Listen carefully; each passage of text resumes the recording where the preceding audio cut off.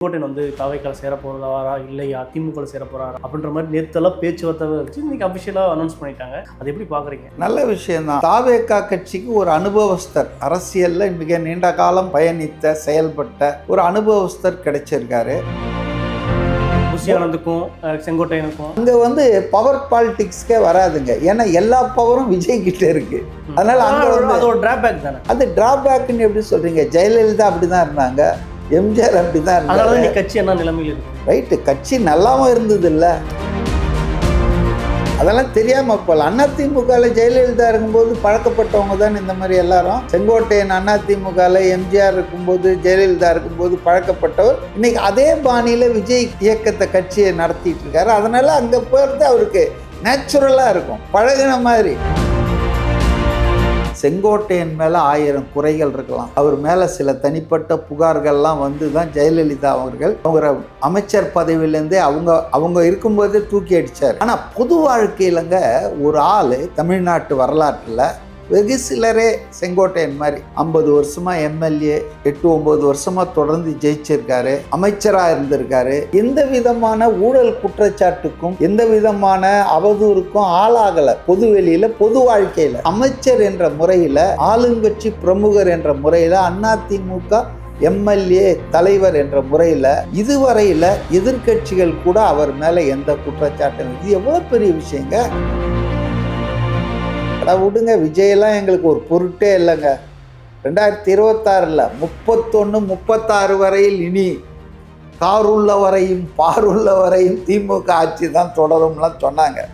ஆனால் அப்படி சொன்னவங்க விஜய் அரசியல் பயணம், மக்கள் சந்திப்பெல்லாம் நடத்தினதுக்கு மக்களிடையே கிடைச்ச தானாக சேர்ந்த கூட்டம்னு ஒன்று இருக்குல்ல, அது அவங்கள ரொம்ப பயமுறுத்திடுச்சு.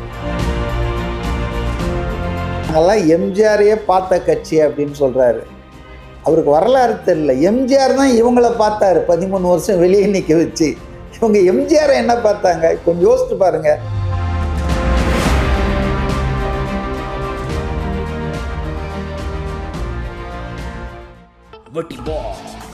Big Boss Tamil season 9 review show நான் வர தினமும் ராத்திரி 11:30 மணிக்கு. Subscribe to colour Kannadi media. Colour Kannadi voice நேயர்களுக்கு வணக்கம். இன்று நம்மோடு இருப்பவர் அரசியல் விமர்சகர் சி.கே. மதிவாணன் அவர்கள். வணக்கம் சார். வணக்கம். பார்த்தீங்கன்னா செங்கோட்டையன் தாவேக்கால சேர போகிறதாரா இல்லையா திமுக சேர போகிறாரா அப்படின்ற மாதிரி நேற்றெல்லாம் பேச்சுவார்த்தை வச்சு இன்னைக்கு அஃபிஷியலாக அனௌன்ஸ் பண்ணிட்டாங்க. அது எப்படி பார்க்குறீங்க? நல்ல விஷயந்தான். தாவேக்கா கட்சிக்கு ஒரு அனுபவஸ்தர், அரசியலில் மிக நீண்ட காலம் பயணித்த செயல்பட்ட ஒரு அனுபவஸ்தர் கிடைச்சிருக்காரு. செங்கோட்டையனை பொறுத்தவரையில் 50 வருஷமாக இருந்த கட்சியிலேருந்து அவர் அடிப்படை உறுப்பினர்லேருந்து கூட எடுத்துட்டாங்க. அதனால் அவருக்கு ஏதாவது செயல்படுறதுக்கு ஒரு களம் வேணும் இல்லையா? இப்போ பாஜகவுக்கு அவரால் போக முடியாது, அதே போல் திமுகவுக்கும் போக முடியாது. ஏன்னா திமுக எதிர்ப்பு தான் அவங்க ரத்தத்தில் 77லேருந்து எம்ஜிஆர் கட்சி தொடங்குறதுலேருந்து இருக்கிற ஆள் அவர். அதனால் வேறு வழி இல்லை, அவருக்கு தாவேக்காவுக்கு தான் போய் ஆக வேணும். அரசியலில் தொடர்ச்சியாக செயல்படணுன்னா அவருக்கு ஒரு களம் இருக்கணும் இல்லைங்களா? ஒரு அமைப்பு தேவை. அவர் ஆக்சுவலாக ஆனஸ்டாக தான் ட்ரை பண்ணார்னு நினைக்கிறேன். அதாவது அதிமுகவில் இருக்கிற பிரிந்து போனவர்கள், வெளியேற்றப்பட்டவர்களையெல்லாம் ஒன்றா சேர்த்தா அந்த கட்சிக்கு வலு கிடைக்கும், ஒரு பலம் கிடைக்கும்னு நினச்சது. அது சரிதான், ட்ரை பண்ணாங்க. பட் அது ஒன்றும் ஃபெயிலியர் ஆகிடுச்சு. ஏன் தாவேக்கா தேர்ந்தெடுக்கிற காரணம் என்ன? தாவேக்கா தவிர வேறு என்ன இருக்குங்க? இப்போ அதிமுகவில் அவரை வெளியேற்றிட்டாங்க. வெளியேற்றிட்டால் மற்ற ஃபார்மேஷன் தான் காங்கிரஸ் இருக்குது, அது திமுக கூட்டணியில் இருக்குது. திமுகவுக்கு அவர் போக முடியாதுங்க. சேகர் பாபு எவ்வளோ குட்டிக்காரனெலாம் அடிச்சிருக்காரு. அன்வர் ராஜா வாங்க அப்படின்னு, நான் வாழை நறுக்கிட்டேன், நீங்களும் நறுக்கிங்கன்னெலாம் கூப்பிட்ருக்காங்க. பட் அப்படி போக முடியாதுங்க. ஏன்னா சட்டசபையில் ஜெயலலிதாவை தாக்கிய போது முதல்வராக கருணாநிதி இருக்கும்போது ஜெயலலிதா பக்கத்துலேருந்து அவங்கள டிஃபெண்ட் பண்ணால் திமுகவினுடைய அத்தனை குரூரமாக அவருக்கு தெரியும். அதனால் திமுகவுக்கு போக மாட்டார். போனார்னா அவர் ரொம்ப கேவலமாகிடுவார் அரசியல் களத்தில். ஏன்னா அவரை பின்தொடர்ந்து வருபவர்கள் இப்போ கூட பார்த்திங்கன்னா ஒரு 50 பேர் சேர்ந்துருக்காங்க. இன்றைக்கே கோபிச்செட்டிப்பாளையத்தில் நேற்று அவங்க கிளம்பி வந்திருக்காங்க. இன்றைக்கி சேர்ந்தவங்களில் முக்கியமானவங்க முன்னாள் நாடாளுமன்ற இல்லை மக்களவை உறுப்பினர் மக்களவையில் மாநிலங்களவை உறுப்பினர் சத்யபாமா, இப்படி ஒரு 50 பேர் இன்றைக்கி வந்து அவரோட சேர்ந்துருக்காங்க. அவங்கெல்லாம் வந்திருப்பாங்களான்னு எனக்கு சந்தேகம். திமுகவுக்கு போனால் அது சிக்கல். ஏன்னா திமுக எதிர்ப்பு என்பது அதிமுக அங்கீகாரம் கிடைக்கல அப்படின்றதுக்காக போகாமல் இருந்தாங்களா, இல்லை சரியான இது இடம் இதுதான் அப்படின்ற மாதிரி சொல்கிறீங்களா? அப்படி இல்லைங்க. அதாவது அதிமுகலேருந்து அவரை வெளியேற்றிட்டாங்க. அது பெரிய தப்புங்க. அடிப்படை உறுப்பினர்லேருந்து வெளியேற்றிட்டாங்க. அப்போது you have forced him to go out somewhere. நீங்கள் வீட்டிலே வச்சுக்கிட்டு அவரை வந்து கட்டுப்படுத்துறது, அவருக்கு வந்து ஒழுங்கு நடவடிக்கை எடுக்கிறது, அவரை கண்டனம் தெரிவித்து தீர்மானம், அதெல்லாம் வேறு விஷயம். நான் செங்கோட்டையன் தவறே பண்ணலன்னு சொல்ல. எனி ஆர்கனைசேஷன் தலைமையில் இருக்கிறவங்கள சவால் பண்ணால், கொஸ்டின் பண்ணால், கெடு விதித்தா அவங்க நிச்சயமாக எதிர்வினை ஆற்றுவாங்க. அதனால் வந்து செங்கோட்டையனுக்கு இந்த நடவடிக்கை எடுத்திருக்க வேணாம். அதாவது அவரை கட்சி பதவியிலேருந்து எடுத்தது கரெக்டு, மாவட்ட செயலாளர் பொறுப்புலேருந்து எடுத்தது கரெக்டு. அமைதியாக விட்டுருக்கணும் அவரை. மேக்சிமம் என்ன பண்ண முடியும், சட்டமன்ற தேர்தலில் வேட்பாளராக கொடுக்காம கூட விட்டுருக்கலாம். ஆனால் ஒரு கட்சியின் வளர்ச்சியில் 50 வருஷமாக பயணித்தவரை சகிச்சு தாங்க ஆகணும். சரி, இப்போது எடப்பாடி அவசரப்பட்டாருங்க. இல்லை சார், திமுகவில் இப்போ அவர் போகலை, போக முடியாது, திமுகவுக்கு போக முடியாது. அவர் கொள்கை இதாக கூட இருக்கட்டும். இப்போ இங்கே போகிறனால அவருக்கு என்ன பெனிஃபிட்? பெருசாக இம்பார்ட்டண்டாக கிடையாது, பெரிய செல்வாக்கா கிடையாது, விஜய்க்கு தான் ப்ராஃபிட்டை தவிர செங்கோட்டையன் கிடையாதுன்ற பேசுகிறாங்க. தாவேகா கட்சியில் விஜயை தவிர யாருக்குமே எந்த செல்வாக்கும் எந்த இமேஜும் இருக்காதுங்க, இருக்க முடியாது. அதெல்லாம் தெரியாமல் போகல. அதிமுகவில் ஜெயலலிதா இருக்கும்போது பழக்கப்பட்டவங்க தான் இந்த மாதிரி எல்லாரும். செங்கோட்டையன் அதிமுகவில் எம்ஜிஆர் இருக்கும்போது, ஜெயலலிதா இருக்கும்போது பழக்கப்பட்டவர் இன்றைக்கி அதே பாணியில் விஜய் இயக்கத்தை கட்சியை நடத்திட்டு இருக்காரு. அதனால அங்கே போகிறது அவருக்கு நேச்சுரலாக இருக்கும், பழகின மாதிரி. இல்லை, இப்போ அதிமுக விமர்சனம் பண்ணாதனால நம்ம எம்ஜிஆரை பற்றி பேசலாம், திமுக மட்டும் கடுமை விமர்சனம் பண்ணலாம், எப்படி பார்த்தாலும் அங்கங்கே அதிருப்தியில் இருக்கிறவங்க வந்துருவாங்கன்ற ஒரு டாக்டிக்ஸில் தான் விஜய் மூவ் பண்ணாரா? விஜய் மூவ் பண்ணதான் எனக்கு தெரியல. அதாவது வந்து ஆரம்பத்துலேருந்து அதிமுக விமர்சனம் பண்ணல. இல்லை விஜயனுடைய அந்த கோல் வந்துங்க ரூலிங் பார்ட்டிஸை அவர் கிரிட்டிசைஸ் பண்ணுறாருங்க சின்ஸ் விக்கிரவாண்டி மாநாடு. அது கரெக்டு தாங்க. அதாவது ஆட்சியில் அதிகாரத்தில் இருக்கிறவங்களுடைய தவறுகளை, குறைகளை, குற்றங்களை, ஊழல்களை, நிர்வாக சீர்கேடுகளை, மக்கள் விரோத போக்கை மக்களிடையே எடுத்து பேசினால்தான், அம்பலப்படுத்தினால்தான் ஒரு எதிர்க்கட்சிக்கு வளர்வதற்கு வாய்ப்பு கிடைக்கும். அது யாருமே அதுதான் செய்வாங்க. அப்படி இருக்கும்போது ஏற்கனவே மக்களால் நிராகரிக்கப்பட்டு தண்டிக்கப்பட்ட ஒரு கட்சி பலவீனமாக இருக்குது. அதை போய் எதுக்கு அடிக்கணும்? ஃபோக்கஸ் பண்ணிட்டார் அவர். மத்தியில் ஆளக்கூடிய பாஜக, மாநிலத்தை ஆளக்கூடிய திமுக, இந்த ரெண்டும் தான் என்னுடைய கொள்கை எதிரி, அரசியல் எதிரின்னு அவர் சொல்லிட்டாரு. மற்றவங்களெல்லாம் அவர் பொருட்டாகவே எடுத்துக்கல. ஏன்னா அவங்களாம் irrelevant factor in Tamil Nadu politics அப்படின்ற முடிவுக்கு அவர் வந்துட்டார். அது சரியா தவறா என்பது காலம்தான் பதில் சொல்லலாம். ஆனால் அவருடைய இந்த யுக்தி கரெக்டான கரெக்ட். ஆளும் ஆட்சிகளை எதிர்த்து கேள்வி வைக்கிறாரு. அது சரியான விஷயந்தான். நீங்கள் சொன்ன ஒரு பாயிண்ட்டு நான் ஒத்துக்குவேன். அதாவது MGR vote bank, Jayalalithaa vote bank, ADMK vote bank இருக்குது இல்லைங்களா, அது வந்து பேசிக்கலாக அதனுடைய கோர் என்னன்னா, மையம் என்னன்னா திமுக எதிர்ப்பு தான். குறிப்பாக திமுக தீய சக்தின்லாம் வந்து சொல்லியிருக்காங்க ஜெயலலிதாவை, ஈவில் ஃபோர்ஸ்லாம் சொல்லியிருக்காங்க. அப்போ அப்படிப்பட்ட எண்ண ஓட்டத்திலே வந்தவங்க, பயணித்தவங்க, அரசியல் நடத்துனவங்க அதுக்கு வந்து எதிராக இருக்கிற தாவேக்காவை வந்து விரும்புறதுல குவைட் நேச்சுரல் தானே. ஏன்னா அவரும் வந்து எப்படி காய் நகர்த்துறாருன்னா, ஆரம்பத்திலேருந்தே அதாவது எதிர்கட்சியாக இருக்குது, மக்களால் நிராகரிக்கப்பட்டது, ஒரு சரியான ஆளுமை இல்லைன்ற அவருடைய வரையறப்பெல்லாம் கரெக்டு தான். எம்ஜிஆர் மாதிரியே இருந்த ஆளுமையாக இப்போ இருக்குதுன்னெலாம் சொன்னார். ஆனால் இன்னொரு விஷயம் என்னென்னா, திமுகவுக்கு எதிரான வாக்குகளை எல்லாம் ஒன்று குவிக்க வேண்டும்.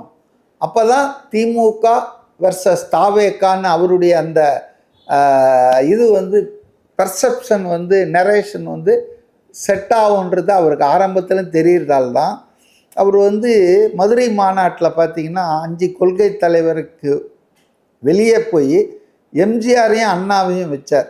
கேட்டால் வாகை சூடும் வரலாறு திரும்புகிறதுன்னு அதுக்கு ஒரு தலைப்பு கொடுத்தார் மாநாட்டு முகப்பிலேயே. அவர் என்ன சொன்னார் அதுக்கு விளக்கம்னா, ஏன் அண்ணாதுரையும் எம்ஜிஆரை நீங்கள் யூஸ் பண்ணுறீங்க அப்படின்போது அரசியல் மாற்றத்தை நான் சொல்கிறேன். 1967 காங்கிரஸ் கட்சியிலேருந்து ஆட்சியை எடுத்தவர் வந்து அண்ணாதுரை, 77 திமுகவிலிருந்து தோக்கடித்து அதிமுக ஸ்தாபித்து ஆட்சி எடுத்தவர் எம்ஜிஆர். அதே கதையை தான் இப்போ ரிப்பீட் பண்ண போகிறோம். 2026 திமுக கிட்டேருந்து தாவேக ஆட்சியை எடுக்க போகுதுன்ற ஒரு பர்செப்ஷனை கிரியேட் பண்ணுறதுக்காக அவர் அதை பயன்படுத்தினார். இப்போ தாவேகா அதிமுக இருந்து நிறைய பேர் உள்ளே வந்துட்டாங்க. ஆனால் ஆரம்ப கட்டத்தில் இவர் செங்கோட்டையனுக்கு வராதுக்கு முன்னாடி திமுகவுக்கு தான் பெரிய டிராபேக்காக இருக்கும், திமுகவில் இருக்க எதிர்ப்பு வாக்குகள் தான் விஜய் பக்கம் போகுன்ற மாதிரி சொல்லிட்டு இருந்தாங்க. ஆனால் இப்போ அதிமுக சைடில் தானே வராங்க தவிர இது திமுகக்கு என்ன பாதிப்பு இருக்க போகுது? திமுகவுக்கு என்ன பாதிப்பு இருக்குதுன்னா, திமுகவுக்கு வந்து இன்றைக்கி ஏன் பதட்டம் அதிகமாக இருக்குதுன்னு புரிஞ்சுக்கிட்டீங்கன்னு சொன்னால் உங்களுக்கு ஏன் பாதிப்புன்னு. திமுக இப்போ நடத்திட்டு இருக்கிற எல்லா ஒப்பீனியன் போல் சர்வேஸில் அவங்களுக்கு வந்து டைரெக்டாக எதிராக நிற்கிறது வந்துட்டு அதிமுக இல்லைங்க, தாவேகா தான். ஏன்னா இளைஞர்கள் ஆதரவு, பெண்கள் ஆதரவு, பொதுமக்கள் ஆதரவு, இவங்க ஆட்சியில் நடந்த ஊழல்கள், பெண்களுக்கு எதிரான குற்றங்கள், இதெல்லாம் இவங்களுக்கு எதிராக போயிருக்குங்க. Anti incumbency. அது மட்டும் இல்லாமல் ஒரு 1/3 ஓட்டர்ஸ் வந்து டிஸ்இன்ட்ரெஸ்டடாக இருந்தாங்க, ஓட்டு போடவே வர்றதில்லை. காரணம் என்னென்னா மாறி மாறி இவங்களே வந்துட்டுருக்காங்க, இது இல்லைன்னா அது போடா அப்படின்ட்டு நியர்லி ஒரு 25 to 30% வந்து வாக்குச்சாவடிக்கே வர்றதில்லை. இப்போ அவங்கெல்லாம் வந்து ஓட்டு போடுவதற்கு தயாராக இருக்காங்க. ஏன்னா ஒரு ஆல்டர்னேட்டிவாக விஜய் வந்து இன்றைக்கி அவங்க முன்னால் தோன்றுகிறார். அப்போ இன்றைக்கி பார்த்தீங்கன்னு சொன்னால் திமுகவுக்கு உண்மையிலே பயம் இப்போ தான் வந்திருக்குங்க. அவங்க ரொம்ப இதுவாக தான் இருந்தாங்க, அதாவது ரொம்ப தெம்பாக இருந்தாங்க. ஜெயலலிதா ஒரு காலத்தில் சொன்னாங்க தெரியுமா, கண்ணுக்கு எட்டிய தூரத்தில் எதிரிகளே இல்லைன்னு. அது மாதிரி இவங்க வந்து 10 தோல்வி பழனிசாமி, 11வது தோல்வின்னு சொல்லி ஒரு வலுவான கூட்டணி, பாஜக எதிர்ப்பு என்ற பர்செப்ஷனை வச்சுக்கிட்டே வண்டியை ஓட்டிடலாம். மைனாரிட்டி ஓட்டு, தலித் ஓட்டு, இஸ்லாமியர்கள், கிறிஸ்தவர்கள், இவங்க ஓட்டெல்லாம் சிந்தாமல் சிதறாமல் அப்படியே அள்ளிக்கலாம். அது ஒரு 28-30% இருக்குங்க. ஸோ வெற்றி நிச்சயம்தான் இருந்தாங்க. அதனால தான் பார்த்தீங்கன்னா ஒரு கட்டம் வரைக்கும் அவங்க எவ்வளோ கான்ஃபிடென்ஸாக இருந்தாங்கன்னா, அடா விடுங்க விஜயெல்லாம் எங்களுக்கு ஒரு பொருட்டே இல்லைங்க, 2026 31, 36 வரையில் இனி காருள்ள வரையும் பாருள்ள வரையும் திமுக ஆட்சி தான் தொடரும்லாம் சொன்னாங்க. ஆனால் அப்படி சொன்னவங்க வந்து விஜய் வந்து அரசியல் பயணம், மக்கள் சந்திப்பெல்லாம் நடத்தினதுக்கு மக்களிடையே கிடைச்ச தானாக சேர்ந்த கூட்டம்னு ஒன்று இருக்குல்ல, அது வந்து அவங்கள ரொம்ப பயமுறுத்திடுச்சு. இல்லை இப்போ இதில் என்னன்னா, இயல்பாகவே வந்து இப்போ நீங்கள் சொன்னீங்களே 20% 30% ஓட் வந்து போட போகிறதில்ல, இங்கே இருக்கிற திராவிட கட்சிகள் ஒரு அதிருப்தி இருக்கும் அப்படின்ற மாதிரி சொல்லி போடுறது இல்லை. அதான் வரலாறு. 72 தாண்டினது எல்லா ஸ்டேட்லையும் அந்த அதில் இருக்கிற ஒரு இதுதான். ஆனால் இது 30% 20 இந்த அதிருப்தியில் விஜயகாந்த் வரும்போதும் இந்த மாதிரி புதுசாக வரும்போது இப்படி ஓட்டு போட்டதாக இருக்கட்டும், சீமான் வரும்போது புதுசாக வந்து ஓட்டு போட்டதாக இருக்கட்டும், ஆனால் ஒரு லாங் டியூரேஷன் இல்லாமல் மாறி போனது இருக்குது. அந்த தன்மையிலேருந்து கூட அதை பார்க்கலாம்ல. இல்லை, நீங்கள் புதுசாக ஒருத்தர் வர்றதுன்னு பார்க்காதீங்க. புதுசாக நிறைய பேர் வருவாங்க. சீமான் வந்திருக்காரு, விஜயகாந்த் வந்திருக்காரு. ஆனால் அந்த வர்றவர் இவங்களை மாற்றுவார், இவங்களை விட வித்தியாசமானவருன்னு அவங்களுக்கு கணக்கில் வரணும்ல. அது வரலன்னா அடவுடியா அப்படின்னு தான் போகல. ஆஃப்டர் எம்ஜிஆருக்கு அப்புறம் அப்படி ஒன்றும் எதுவும் சோபிக்கவும் இல்லை. விஜயகாந்துக்கு இதே மாதிரியான ஒரு இது இருந்துச்சு, அதை மறுக்கவும் முடியாது. ஆனால் இப்போ இருக்கிற நிலைமை விஜய்க்கு அது இருக்காது. ஏன்னா ஒரு நீண்ட அரசியல் அனுபவத்துலேருந்து திமுக இருக்கும் போது இந்த மாதிரி நிறைய தலைவரை பார்த்துட்டாங்க, இது ஈஸியாக டேக்கிள் பண்ணிடுவாங்களா, அதில் என்ன பயம் இருக்கு? என்னங்க தலைவரை பார்த்தாங்க? நான் ஒரு திமுக தலைவர் காணொலி பார்த்தேன் ரீசெண்ட். அவர் சொல்கிறாரு, நாங்கள்லாம் எம்ஜிஆரையே பார்த்த கட்சி அப்படின்னு சொல்கிறாரு. அவருக்கு வரலாறு தெரியல. எம்ஜிஆர் தான் இவங்கள பார்த்தாரு 13 வருஷம் வெளியே நிற்க வச்சு. இவங்க எம்ஜிஆரை என்ன பார்த்தாங்க? கொஞ்சம் யோசித்து பாருங்கள். எம்ஜிஆர் வந்து 1977 முதல்வர் ஆனப்போ, கட்சி தொடங்குது 72, தேர்தல் வந்தது 77 தான். ஏன் முதல்லையே ஒரு நாடாளுமன்ற தேர்தல் திண்டுக்கல்ல நடந்தது இடையில், இந்த சட்டமன்ற, அதில் அவர் மாயத்தேவர்ன்ற ஒருத்தரை நிறுத்தி இரட்டை இலை சின்னத்தில் ஜெயிச்சு ஆளுங்கட்சிக்கு அதிர்ச்சியை கொடுத்தாரு. ஸோ சட்டமன்ற தேர்தல்ன்றது 1977 சந்தித்தார். சந்தித்த முதல் தேர்தலிலே ஆட்சியை பிடிச்சார் எம்ஜிஆர். அப்போது அதுக்கப்புறம் எம்ஜிஆர் மறையிற வரைக்கும் பார்த்தீங்கன்னு சொன்னால் கலைஞர் கருணாநிதி எவ்வளோ குட்டி கரணம் அடித்து பார்த்தார. எந்த அளவுக்கு அவர் இறங்கி போனார்னா, எம்ஜிஆர் வந்து உடல்நலம் குன்றி அமெரிக்காவில் புருக்லின் ஹாஸ்பிட்டலில் சிகிச்சையில் இருந்தப்போ ஒரு சட்டமன்ற தேர்தல் நடந்தது. அப்போ அதை வந்து ஜெயலலிதா அண்ட் வீரப்பன் இவங்க தான் மேனேஜ் பண்ணாங்க பிரச்சாரம்லாம். அவர் வந்து பண்ணக்கூட இல்லை. அப்போ கலைஞர் கருணாநிதி திமுக தலைவராக இருந்தவர் எதிர்கட்சி தலைவர் தான். என்ன மக்கள்கிட்ட வேண்டுகோள் கொடுத்தாருன்னா, நான் வந்து என்னுடைய இனிய நண்பர் எம்ஜிஆர் அவர் சிகிச்சை பெற்று நலமாகி வந்தவுடனும் அவர்கிட்ட நான் முதலமைச்சர் பொறுப்பை திருப்பி கொடுத்துட்றேன், இப்போ எனக்கு வந்து பதவியை கொடுங்கன்னெலாம் கேட்டு பார்த்தார், கெஞ்சினார். ஆனால் அப்போ கூட அவர் ஆஸ்பத்திரியில் இருந்தாலும் சரி, அவரால் பேச முடியலனாலும் சரி, எம்ஜிஆர் தான் எங்களுக்கு வேணும்னு தமிழ்நாட்டு மக்கள் வந்து தொடர்ச்சியாக தேர்ந்தெடுத்தார்கள். ஸோ தனி மெஜாரிட்டியில் வின் பண்ணாரா இல்லை அலைன்ஸ் இருந்துச்சு? யாரு? எம்ஜிஆர். தனி மெஜாரிட்டி தான். மூணு ஆட்சிலையும் தனி மெஜாரிட்டி தான் அமைச்சார். கூட்டணி வச்சாங்கங்க, கூட்டணி வைப்பாங்க சின்ன சின்ன கட்சி.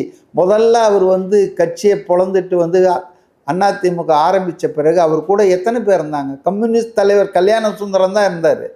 பெருசாக யாரும் வரல. எம்எல்ஏக்களில் கூட ஒரே ஒரு எம்எல்ஏ தாங்க திமுக எம்எல்ஏ இவர் கட்சியில் சேர்ந்தாங்க. திருவள்ளூர் எம்எல்ஏ எஸ்எம் துரைராஜனுக்கு பின்னால் அவரை தான் வந்து அதிமுகவின் முதல் மாநில பொருளாளராக அவர் போட்டார். புரியுதுங்களா? ஸோ எம்ஜிஆர் வந்து ஆட்சியை பிடிச்சதுக்கப்புறம் டிஎம்கேலேருந்து சாரியாக எல்லாம் போனாங்க. அதனால் வந்துங்க எம்ஜிஆரே நாங்கள் பார்த்த கட்சின்னா எம்ஜிஆர் தான்ப்பா உங்களை பார்த்தாரு. அதே நிலை தான் இன்னைக்கு வந்து விஜயை வந்து இவங்க ரொம்ப குறைத்து மதிப்பிடுகிறார்கள். அதுக்கு அர்த்தம் விஜய் வந்து உடனே அடுத்த ஆட்சியில் வந்துடுவார், முதலமைச்சர் ஆயிடுவார் அப்படின்லாம் நான் இப்போ சொல்ல அதுக்கு இன்னும் நேரம் இருக்குது. ஆனால் இப்போ அவங்க பயப்படுறது எனக்கு தெரியுது. அதனால தான் பார்த்தீங்கன்னா ரொம்ப வன்மத்தோடு அவரை பற்றிய தாக்குதல், தனி மனித தாக்குதல், அவருடைய கேரக்டரை வந்து கெடுக்கிறது. எங்க 18 கோடி ரூபாய் செலவு பண்ணியிருக்காங்க பெண் நிறுவனம். நம்ம சபரீசன் இருக்கார் இல்லையா, அது ஆதாரம் இருக்கா? ஆதாரங்களோட காமிச்சாருங்க. இந்த ஃபெலிக்ஸ் இருக்காருல்ல ஊடகவியலாளர். இல்ல பல பேர் அப்படி காட்டலாம். இல்ல இப்ப அண்ணாமலை கூட டிஎம்கே பைல்ஸ்னு சொல்றாரு, அது ஆதாரம் சொல்லலாம் கேட்டா இல்லன்ற மாதிரி. இல்ல அவர் அண்ணாமலை வந்து ஆக்சுவலா டிஎம்கே உடைய ஸ்லீப்பர் செல்லுங்க.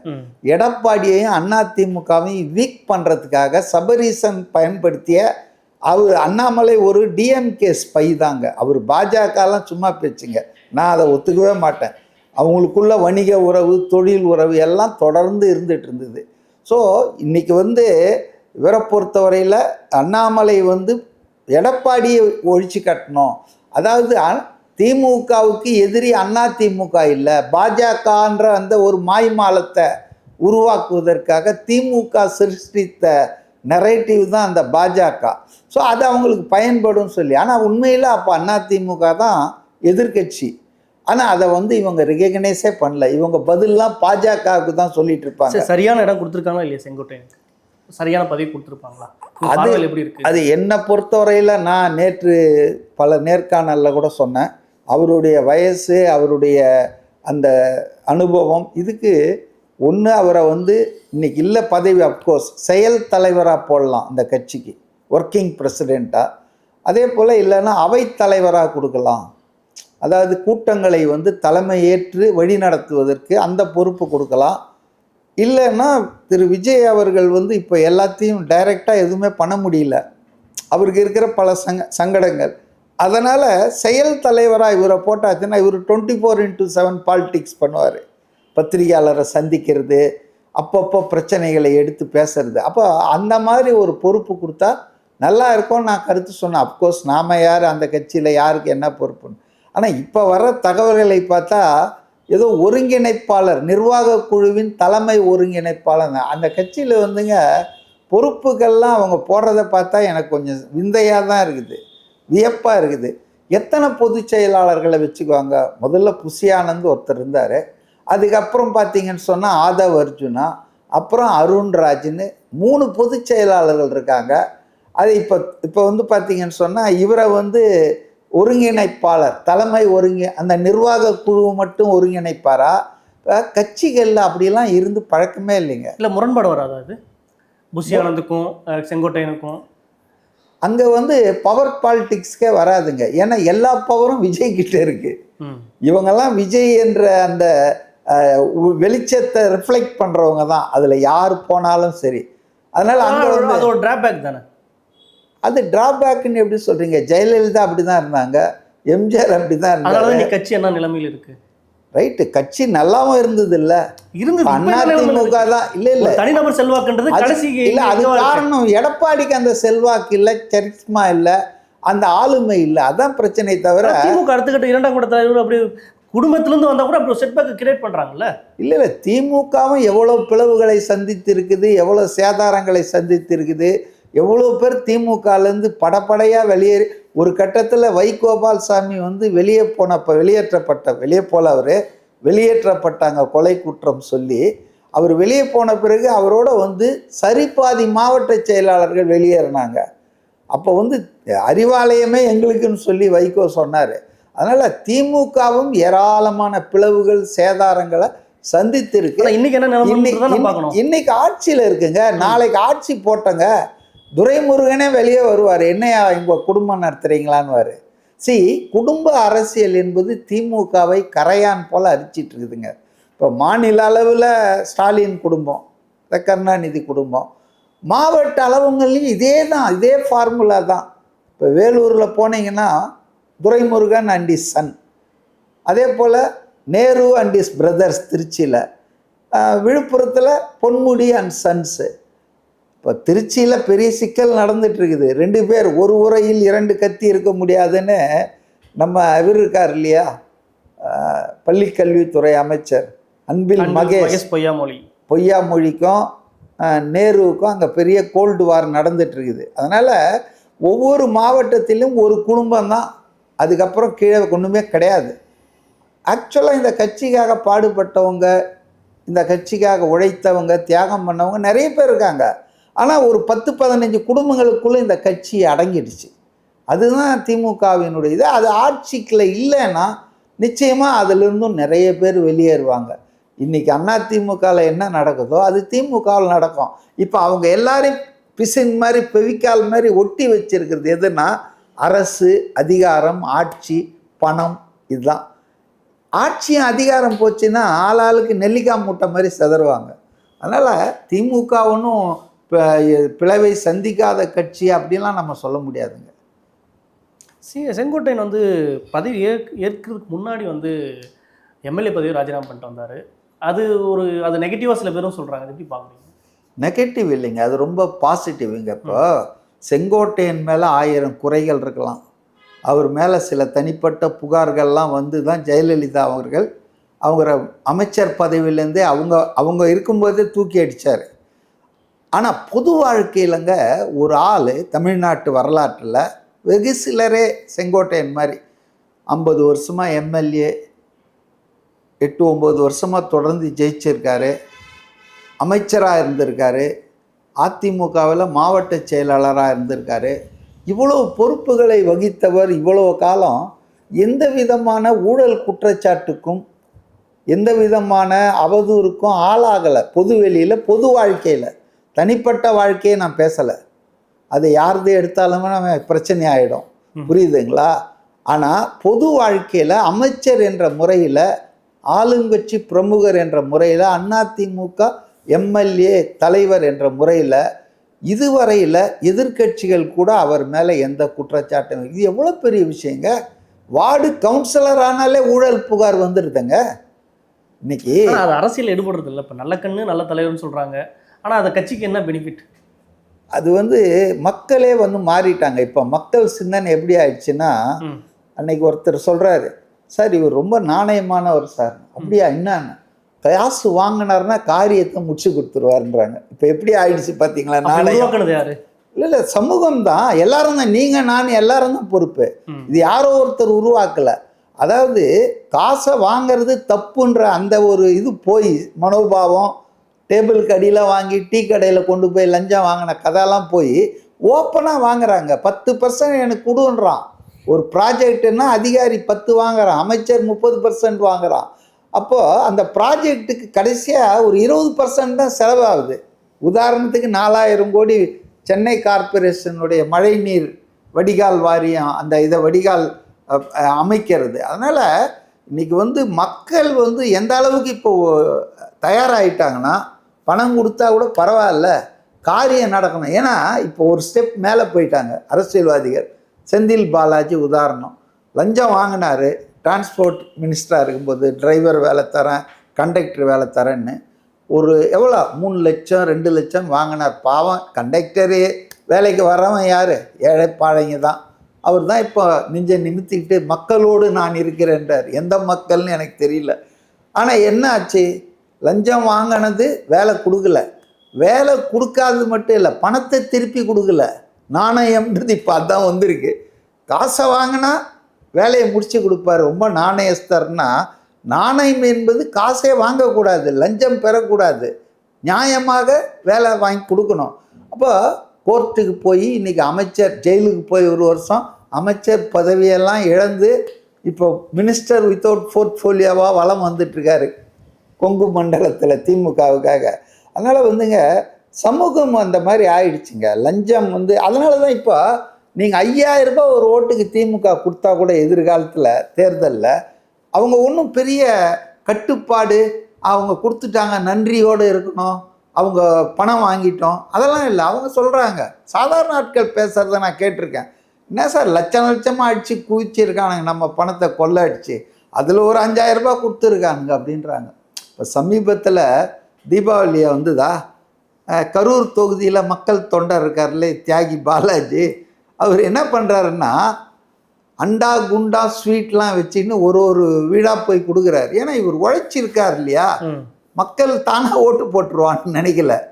இப்போவே ஆரம்பிச்சிட்டாங்க. அப்புறம் பொங்கலுக்கு ஒன்று வரிசை வைப்பாங்க, அப்புறம் தேர்தல் நாளுக்கு முன்னால் பணமாக கொடுப்பாங்க. ஆக பணம் கொடுத்து வாக்குகளை வாங்கி விடலாம். எக்கச்சக்கமான பணம் இருக்குது. எனக்கு ஒரு தகவல் எந்த அளவுக்கு உண்மைன்னு தெரியாது. ஆல்ரெடி எல்லா தொகுதிக்கும் 20 கோடி ரூபாய் முதல் தவணை போயிடுச்சான். DMK distribute பண்ணிடுச்சான். பணம் தான் விளையாட போகுது. ஜனநாயகம்னு சொல்கிறாங்க, ஆனால் பணநாயகம் இதை தான் சொன்னார் விஜய் ஏதோ ஒரு மாநாட்டில். வண்டியாக வந்து பணத்தை கொட்டுவாங்க, உங்கள் பணம் தான் அது. ஆக இன்றைக்கி வந்து லஞ்சம் வாங்கிறது வந்து தப்பு இல்லை அப்படின்ற மனநிலைக்கு மக்களை 2 திராவிட கட்சிகளும் கொண்டு வந்துட்டாங்க. சரி, ஓகே சார். விஜய் அதை எப்படி மாற்ற போகிறாரு, அது ஜனநாயகம் இல்லை, பணநாயகம் இல்லை ஜனநாயகம் தான் அப்படின்னு நிறுத்த போகிறாரு என்னன்னு 2026 தேர்தலில் பார்க்க முடியும். மற்றொரு பதிவு சந்திப்போம். நன்றி, வணக்கம். வட்டி boss Bigg Boss Tamil season 9 review show நான் வர தினமும் ராத்திரி 11:30 மணிக்கு. Subscribe to colour Kannadi media.